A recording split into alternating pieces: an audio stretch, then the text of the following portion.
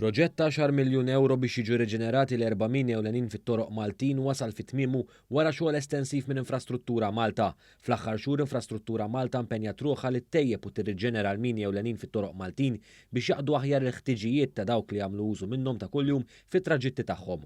Uħud mix-xogħlijiet li saru minn Infrastruttura Malta jinkludu t-tindif tal-ħitan tal-mini, tiswiet strutturali, installazzjoni ta' dwal ġodda, sistema ta' kontra n-nirien biex naqsu l-perikli u ta' emerġenza u sistemi ta' kameras ta' sigurtà bil-kapaċità li jiġu mamra b'sistemi li notifikaw lill-awtoritajiet b'mod awtomatiku meta jkun hemm xi diffikultà fil-mini bħal karozzi u wefqin fost l-oħrajn. Dwar dan il-kameras ta' sigurtà għandu jitkellem ma' deputat kap eżekuttiv tat Transport Malta, is-Sur Kevin Farrugia, li spjega l-użu tagħhom f'postijiet li ta' kuljum jgħaddu minnhom eluf ta' karozzi. Is-CCTVs twaħħlu bilan biex jassistu fit traffic management u anke għal sigurtà.